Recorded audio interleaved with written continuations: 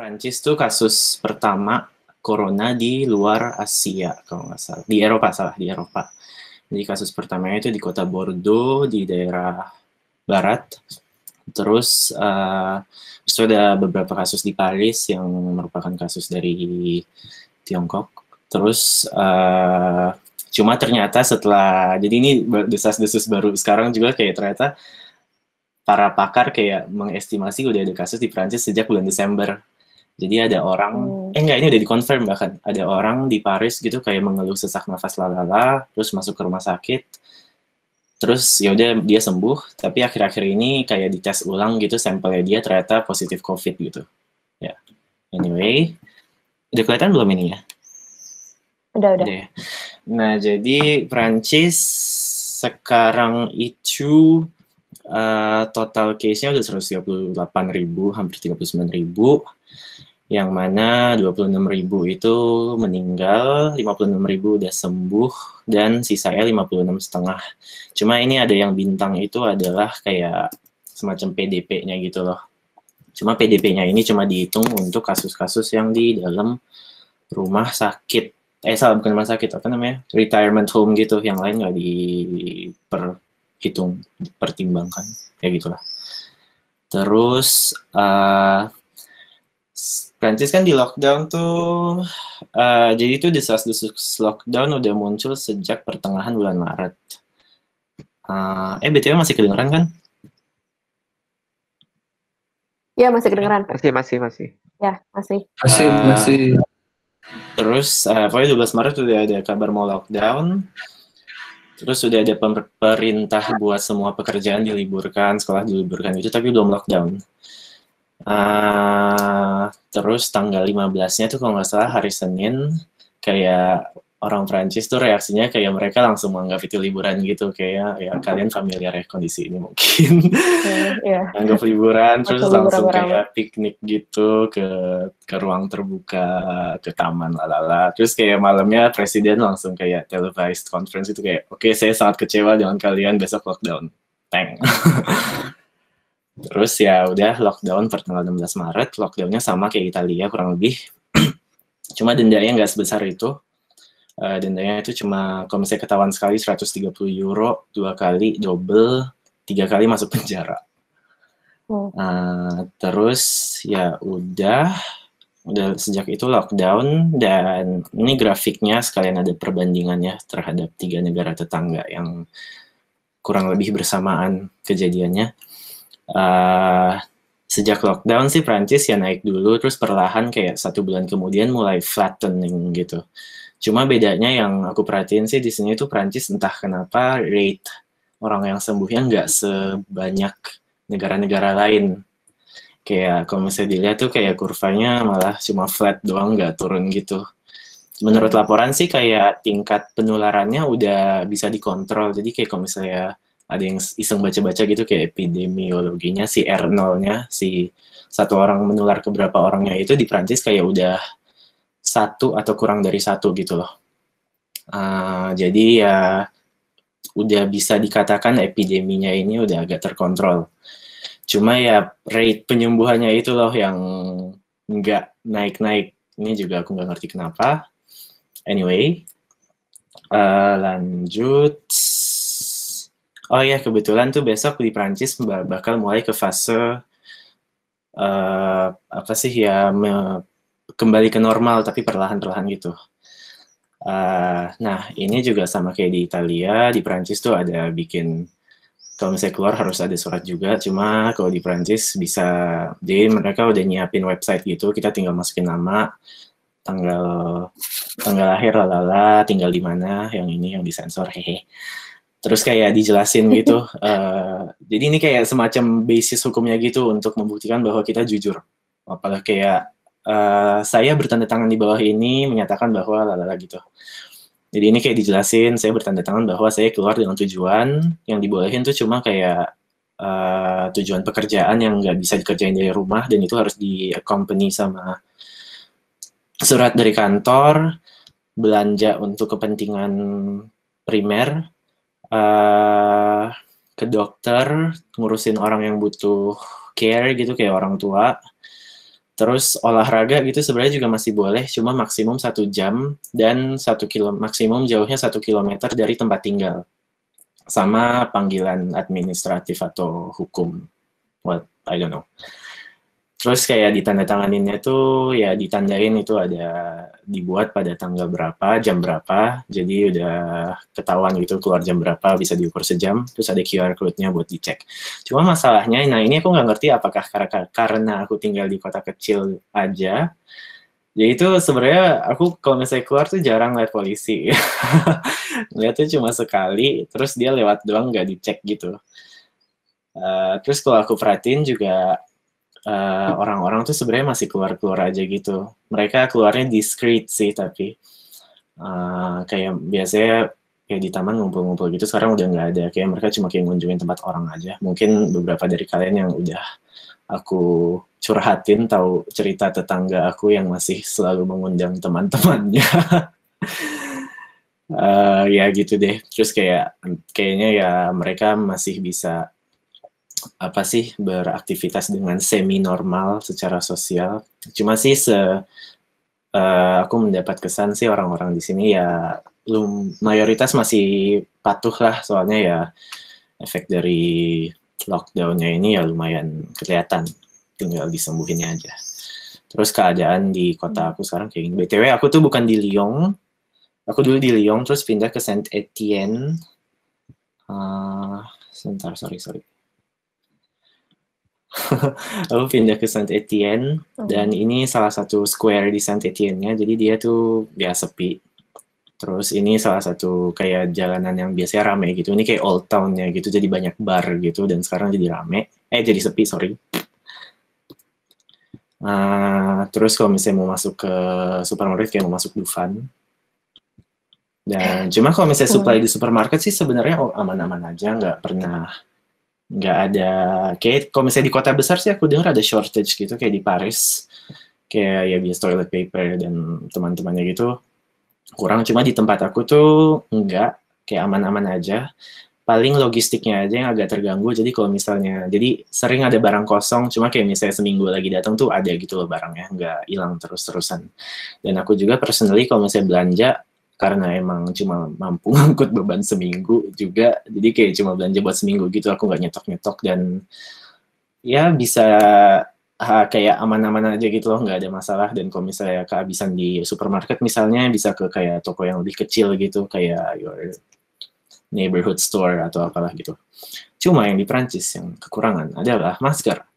Jadi per lockdown tuh kayak udah nggak ada masker lagi yang dijual.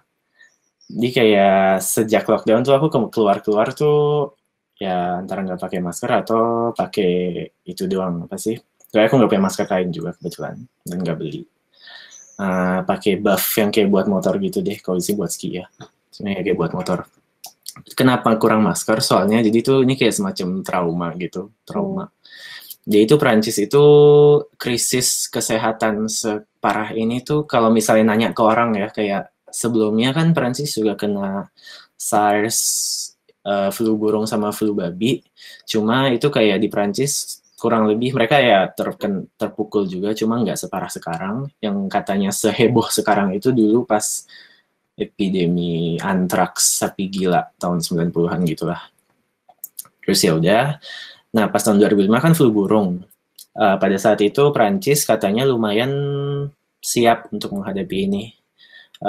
Dan pada saat itu tuh kayak masker-masker tuh ada satu stok yang dikelola sama pemerintahan. Jadi ada cadangannya gitu kalau misalnya rumah sakit atau apa kekurangan stok. Terus itu berlalu 2009 flu babi. Nah, si Prancis tuh sebenarnya ini kayak agak dipertanyakan juga. Soalnya di Prancis tuh kasus yang di-report, kasus meninggal dan kasus lalala yang di-report confirmed itu kayak kecil. Sedangkan government-nya itu kayak udah panik duluan gitu. Kayak, oh disediain masker, lalala gitu. Tapi hasilnya menunjukkan bahwa mereka nggak terlalu terpukul. Walaupun ada studi yang mengatakan kayak sebenarnya lebih parah dari itu. Cuma ya karena yang official kayak gitu, jadi kesannya ya we overreacted maybe gitu. Jadi kayak stok masker di pemerintah ini dinilai sebagai pemborosan. Nah, gara-gara itu kayak stok masker di pemerintahnya ini ditiadakan, terus ya udah kayak dipercayakan ke rumah sakit aja. Yang kayak ya udah setiap kali dibutuhkan ya dipakai. Jadi mereka stoknya kayak nggak ada backupan gitu. Nah, datanglah si corona ini tahun 2020 dan kita kekurangan masker. Kayak tiap kali ke apotek tuh nanya kayak ada masker nggak? Oh maaf, masker udah nggak dijual sekarang. Kayak cuma khusus untuk apa namanya? Untuk health personnel aja gitu. Oke, baiklah. Terus juga mungkin di Perancis, mungkin ini agak menurut aku kondisinya mirip kurang lebih gitu sama Indonesia. Soalnya di Perancis sama Italia juga mungkin, sama Jepang juga. Soalnya Perancis itu nggak ada testing massal. Kayak misalnya tadi ini di kurvanya kan Jerman tuh ada testing massal. Jadi dia langsung melonjak, tapi dia kayak bisa terkontrol gitu. Dan death rate di Jerman tuh kecil. Minimal di Prancis itu kalau nggak salah death rate-nya paling gede di Eropa, dia itu 20% orang yang meninggal. Atau 15% kalau misalnya dihitung PDP juga. Anyway, jadi di Prancis tuh kayak gitu juga kalau misalnya, apa namanya, kalau misalnya cuma gejala doang, kayak ya udah stay at home aja. Terus kalau misalnya udah mulai sesak nafas, baru kayak ya sok telepon tuh emergency baru diurusin gitu. Nggak ada testing rapid massal gitu. Ya, terus ya BTW ini penampakannya sekarang. Ya udah ya nasib kayak gitu. Nah terus apa sih tadi di mana? Oh ya terus ya udah sekarang kan udah agak stabil, jadi pemerintah udah berani menyiapkan plan untuk kembali ke normal atau istilahnya di sini tuh di confinement, confinement. Soalnya di sini lockdown namanya confinement gitu, confinement. Nah, cuma ini kayak dibagi ke dua zona gitu. Ini Paris tuh di atas, dulu aku di Lyon di sini, dan sekarang aku di Saint-Étienne, yaitu 50 km dari Lyon. Untuk bayangan ukurannya, jadi Prancis dari atas ke bawah itu kurang lebih sepanjang pulau Jawa kayaknya. Nah, ini kan kebagi dua zona, yang hijau sama yang merah. Yang hijau tuh kayak ya udah bisa lanjut ke plan di confinement ini, sedangkan yang merah belum bisa. Yang merah tuh notabene itu adalah tempat-tempat ya pastilah tempat-tempat yang paling parah dan juga tempat klaster pertama. Paris kan rame, jadi kan pas Paris pastinya kayak paling ke-hit gitu. Dan klaster pertama tuh muncul di daerah timur, agak mirip sama Korea juga. Dia tuh dimulai dari kayak perkumpulan gereja atau apa gitu, terus ya udah lanjut aja, terus tiba-tiba jreng semua orang terinfeksi. Tada. Terus ya udah kayak aku kebetulan di zona hijau, jadi mulai besok harusnya lebih woles gitulah peraturannya. Terus ya apa sih kebijakannya tuh kayak gini. Jadi kalau misalnya mulai dari besok tuh udah mulai pembukaan progresif sekolah SD sama SMP khususnya sama nursery. Nah sebenarnya tuh sekolah dari aku baru tahu beberapa hari lalu juga. Jadi selama masa lockdown tuh sekolah beberapa ada yang masih beroperasi, tapi khusus untuk anak-anak yang orang tuanya kerja sebagai suster gitu. Dan kelasnya disesuaikan cuma 10 sampai 15 anak gitu per kelas. Dan per besok tuh apa namanya? Per besok tuh mulai dibuka tapi juga parsial. Jadi cuma untuk anak-anak yang apa sih yang nggak bisa study from a distance gitu. Jadi kayak nggak tahu gimana caranya, pokoknya ya sekolah pasti ada data orang tua masing-masing, nanti mereka yang menghubungi gitu. Dan ini juga cuma dibuka bagi zona yang hijau tadi. Kalau zona merah belum dibuka. Terus perpustakaan mulai dibuka untuk semuanya kecuali Paris. Oh ya, ini kayak yang zona merah itu sebenarnya sudah terbagi dua lagi, zona merah yang lain sama Paris. Kalau Paris tuh masih kayak lanjut gitu lockdown-nya, soalnya Paris sampai sekarang kasusnya itu masih 9.000 orang yang terinfeksi. Anyway, perpustakaan buka, hutan dan taman buka kecuali di zona merah, kuburan, terus mall juga buka untuk mall-mall kecil yang kurang dari 40.000 meter persegi, pasar, salon, Sama tapi itu yang untuk commerce gitu kayak bukanya harus mematuhi peraturan-peraturan yang diterapkan gitu, kayak adalah harus disinfect tiap berapa jam, terus cuma boleh dibatasin jaraknya, lalala. Transport juga mulai ditambahin frekuensinya transportasi publik. Cuma kalau misalnya di rush hour-nya gitu, nggak ngerti juga rush hour di masa lockdown itu kayak gimana. Dikhususkan untuk personel medis. Dan di dalam transport harus pakai masker. Nah ini dia, mulai tanggal 11 tuh mereka mengusahakan nge-restock masker. Jadi kayak harusnya minggu depan kalau aku ke apotek udah bisa beli masker. Dan surat keterangannya cuma berlaku untuk perpindahan yang melebihi 100 km, agak jauh ya. Jadi sebenarnya aku kayak ke Lyon gitu, pindah kota masih bisa tanpa surat. Cuma ya udahlah. Kayak gitu. Terus juga yang sebelumnya Prancis masih agak kurang apa sih massal gitu testingnya.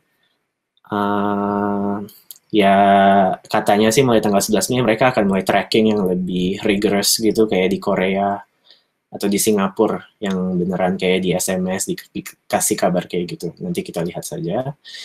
Terus fase berikutnya ya semakin woles lagi tuh kayak mulai bulan Juni, aku lupa tanggal berapa. Dan salah satunya adalah ngebuka border Schengen. Cuma belum border apa sih ke internasional lain. Jadi kayak kecuali kayak aku kayak dapat info bahwa misalnya ada orang Indonesia yang berurusan di Prancis gitu, misalnya student atau emang memiliki izin tinggal di Prancis yang lumayan lama, kayak mereka masih bisa masuk gitu asal punya health certificate atau asal punya health certificate sama bisa menunjukkan bukti bahwa dia tinggal di Prancis gitu deh. Udah sih kayak gitu aja. Terus kayak personally sih kalau misalnya aku ya hidup berjalan dengan normal, semi normal, soalnya kayak sebenarnya kayak aku semacam agak bersyukur gitu di lockdown soalnya bisa berhemat. Cuma apa namanya cuma ya nggak enaknya sih kayak nggak bisa keluar, kayak olahraga harus di dalam rumah, kayak bosan banget gitu. Dan semakin benci tetangga. semua omelan tetangga tuh kayak kedengeran, kayak semua masalah rumah tangga tetangga tuh jadi kayak tahu gitu deh. Ya gitu aja sih. Sama soalnya kan aku juga sekarang kerjanya agak freelance gitu, jadi di rumah aja, jadi nyaman-nyaman aja gitu. Udah kayaknya sih gitu aja. Terima kasih Fahri. Ya.